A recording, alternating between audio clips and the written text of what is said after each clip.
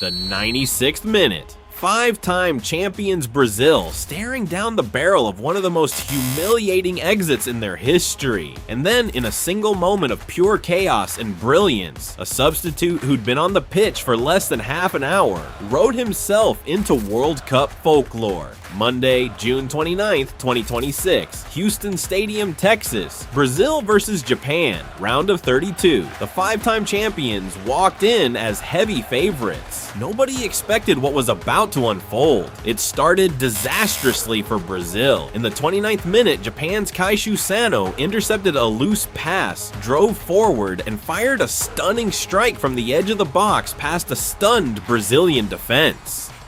Houston Stadium, awash in yellow, erupted. Japan led the five-time champions at halftime. Brazil came out fighting in the second half. In the 56th minute, Casemiro met a cross from Gabriel Martinelli and powered home a header to level the score. The comeback was on, but Japan refused to fold. Their goalkeeper Zion Suzuki produced save after save, somehow keeping out Vinicius Jr. with a fingertip stop onto the post. The clock kept ticking. Extra time looked inevitable, and then, deep into stoppage time, substitute Gabriel Martinelli received a clever pass from Bruno Guimaraes inside the box. He took one touch and sent a low left-footed shot curling off the post and into the net. 96th minute, Brazil 2, Japan 1. Houston exploded. Martinelli had only just come off the bench in the second half to add fresh pace. His strike was his fifth international goal, and remarkably, the third he scored on American soil. Speaking afterward, he said he couldn't find the words to describe the joy in his heart watching the fans, his parents, and his friends celebrating in the stands. There's a cruel pattern here too.